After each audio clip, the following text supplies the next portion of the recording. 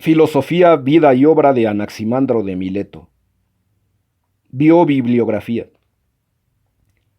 Según Diógenes Laercio, Anaximandro fue hijo de Praxíades, y al decir de Apolodoro, tenía 74 años de edad el año segundo de la Olimpiada 58, entre el 547 y el 546 a.C., y murió poco después, habiendo florecido principalmente siendo Polícrates tirano de Samos.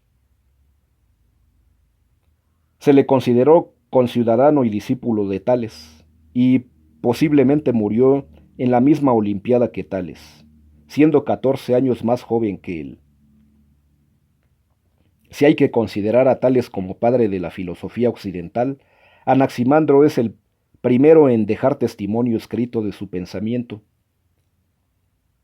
Se suele atribuir a Anaximandro las obras siguientes: sobre la naturaleza, circuito de la Tierra, sobre las estrellas fijas y esfera celeste,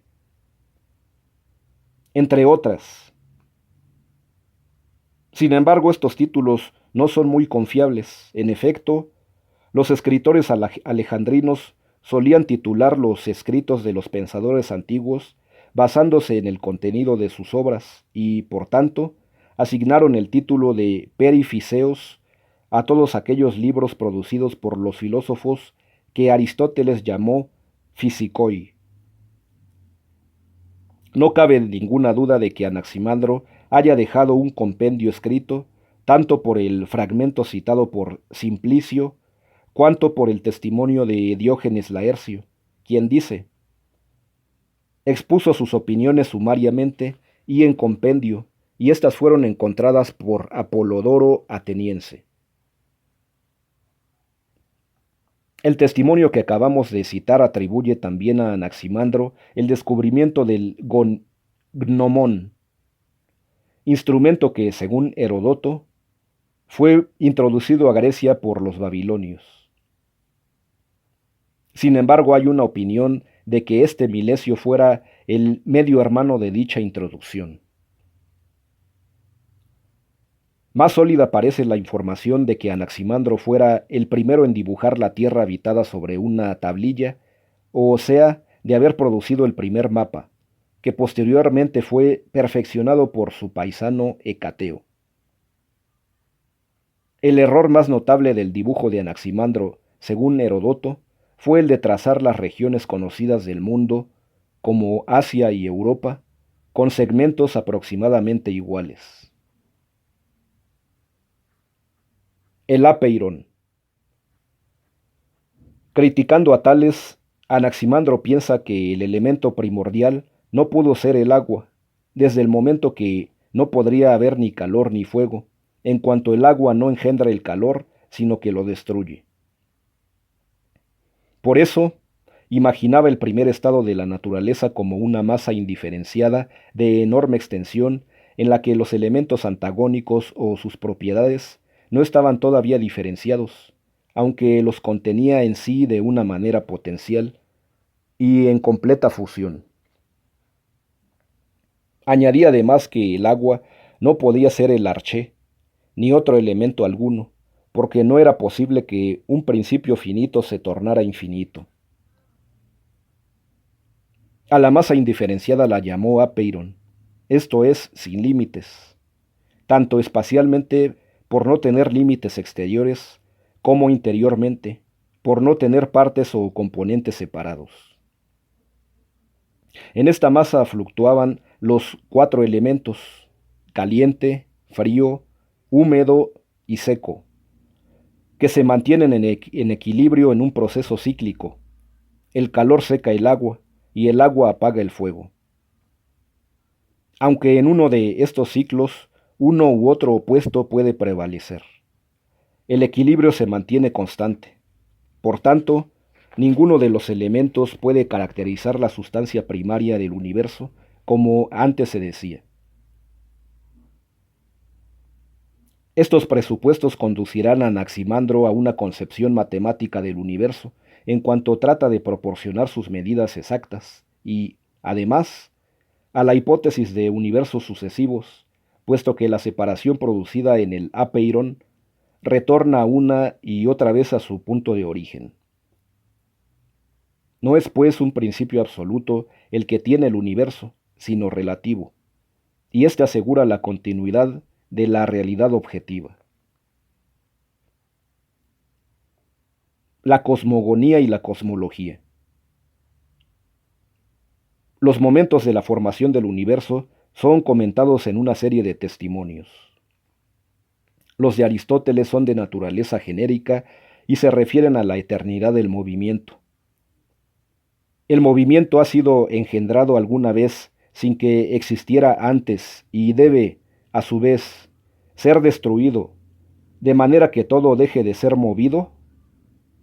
O bien, escapa la generación y a la destrucción y existe ahora y existirá siempre.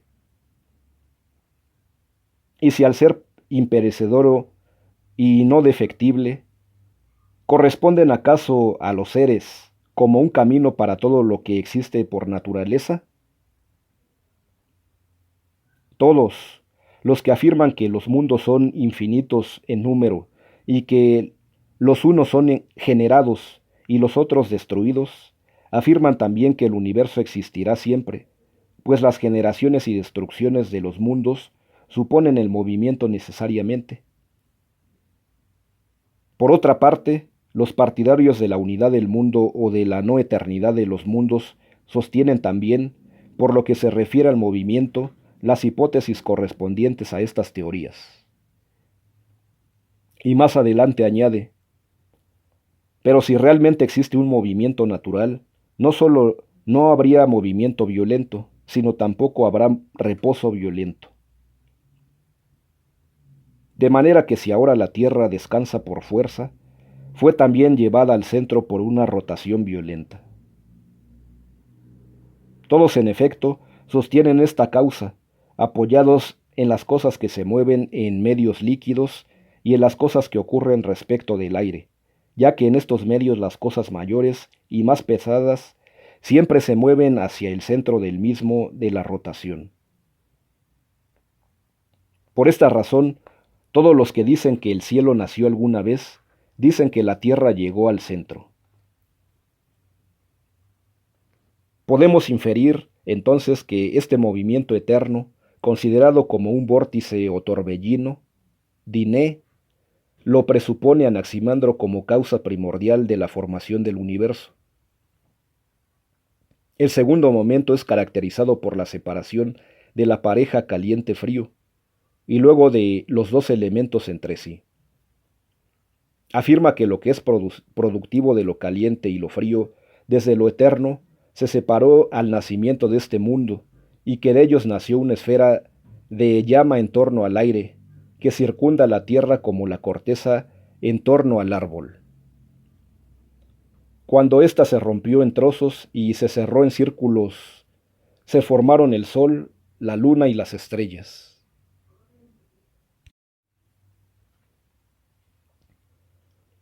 Parece entonces que el universo, en su forma definitiva, es una esfera perfecta en el centro de la cual se halla la Tierra, presumiblemente formada por la condensación de la parte interior del aire pesado, aire-bruma. En cuanto a la forma de nuestro planeta, esta es cilíndrica, achatada, habitada solamente en la superficie superior, siendo su altura 1/3 de su diámetro. La Tierra no necesita apoyo alguno porque está en el centro de un universo esférico y, por tanto, equidistante de todos sus puntos, así que no hay la posibilidad de que caiga en una dirección u otra. El agua rodea la Tierra, y el aire y el fuego, siendo los elementos más ligeros, tienden a ocupar la parte más alejada del centro. En cuanto a los cuerpos celestes, nos refiere Hipólito. Nacen como un círculo de fuego, separado del fuego del mundo y rodeado por aire. Hay expiraciones, ciertos pasos en forma de tubos por los que se muestran los cuerpos celestes. Por eso cuando se cierran los orificios de expiración, tienen lugar los eclipses. La luna parece unas veces creciente y otras menguante, según el cierre o abertura de los pasos. El círculo del Sol es 27 veces mayor que el de la Tierra y 18 veces el de la Luna. El Sol está más arriba y los círculos de las estrellas fijas más abajo. Si el anillo de la Luna es 18 y el del Sol 27, el número que debe asignárseles a las estrellas no puede ser más que 9, para que pueda completarse la serie. Aristóteles, según el testimonio que da Alejandro, atribuye también a Anaximandro el hecho de que la Tierra se está secando paulatinamente, pues en un principio era húmeda toda la región en torno a la Tierra, mas, al ser secada por el Sol, la parte vaporosa origina los vientos y las revoluciones del Sol y de la Luna, mientras que el resto es mar. Crecen en consecuencia que el mar está disminuyendo por estarse secando y que terminará por secarse del todo. Podrá secarse del todo, pero no para siempre. Si así fuera, habría una clara contradicción con aquella ley contenida en el fragmento de Anaximandro que transcribimos en la sección apropiada. Aquí hay una prueba implícita de la creencia de Anaximandro en los universos sucesivos. El apeiron no produce tan solo el universo que acabamos de describir, sino otros infinitos mundos que, en un determinado tiempo, serán otra vez absorbidos por la causa primera. Estas observaciones son importantes porque, como dice Camper, por primera vez se nos muestra en la historia de la ciencia la conciencia del predominio de una ley de la naturaleza sobre toda la vida, que se le hacía manifestada en la totalidad del suceder universal. La zoogonía y la antropogonía. El genio vidente de Anaximandro se despliega en toda su grandeza al intentar explicar por primera vez en nuestra civilización el fenómeno de la vida a sus orígenes. Hay varios testimonios al respecto. Para empezar, Aesio nos dice que para el Milesio los primeros seres vivientes nacieron en lo húmedo, envueltos en cortezas erizadas, que al crecer se fueron trasladando a partes más secas y que, cuando se rompió la corteza, vivieron una vida distinta. La tesis de que la vida se originó en el limo caliente, ex aqua terraque calefactis, como dice Censorino, llega a convertirse en una explicación de tal autoridad que el mismo Aristóteles se inclinó a aceptarla. Las criaturas descritas por Aesio se asemejan a los erizos del mar, según Cornford, y parecen ser anteriores a los peces en que fueron criados los primeros hombres. A propósito de la raza humana nos informa el pseudo Plutarco, dice además que el hombre en un principio nació de criaturas de especie distinta, porque los demás seres vivos se ganan la vida en segunda por sí mismos y que sólo el hombre necesita de una larga crianza. Por esta razón, de haber tenido su propia forma original desde un principio, no habría subsistido. Entonces, en cuanto al hombre, Anaximandro observó su menor autoindependencia y su dilatado estado de debilidad, mismas que le hubieran impedido vivir por su cuenta sin una especial protección en el ambiente que, como se dijo, era húmedo y apto únicamente para peces o similares.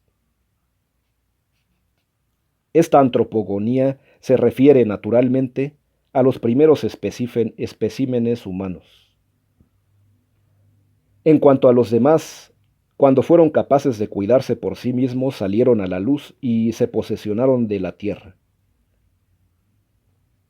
Con estas suposiciones el Milesio echa las raíces, aunque en forma embrional, de la teoría de la evolución, en cuanto hace depender la supervivencia de la especie de la relación entre la conformación orgánica del individuo y su posible adaptación al medio ambiente. Grande fue, pues, la contribución de Anaximandro al progreso de nuestra civilización, no sólo por las teorías científicas embrionales que dejó, la concepción matemática del universo, la explicación de su principio relativo, la hipótesis de los universos sucesivos, la descripción de los orígenes de la vida y el principio de la teoría de la evolución, sino también por su grato talento imaginativo que le permitió especular de manera más lógica y congruente sobre la naturaleza.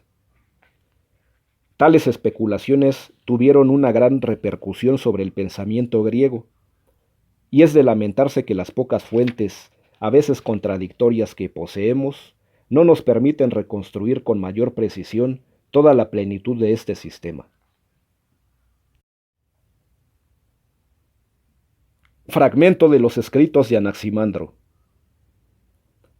El principio de los seres existentes en el infinito, de donde éstos tienen origen, ahí también encuentran su destrucción según la necesidad, puesto que se pagan recíprocamente pena y castigo según la ordenación del tiempo.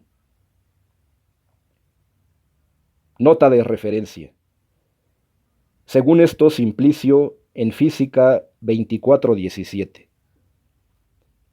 Puesto que las cosas que cometen injusticia deben ser iguales entre sí, diferentes aunque correlativas, las que se pagan recíprocamente pena y castigo son las sustancias opuestas que componen el universo ya diferenciado. Por lo que se refiere a los opuestos, Anaximandro es el primero que los introduce para explicar el desarrollo de la realidad, iniciando así la tradición llamada dialéctica. El constante intercambio entre opuestos lo explica el Milesio sirviéndose de un símil tomado del derecho, relativo a la sociedad humana. La prevalencia de una sustancia a expensas de otra, es decir, de su contrario, es injusticia, y la restauración de la igualdad, un castigo. Siguiendo entonces este símil, la ordenación del tiempo es la duración del castigo, proporcional a la extensión de la culpa. Así la justicia del verano, por ejemplo, debe repararse dentro de los límites del invierno, es decir, de un tiempo aproximadamente igual.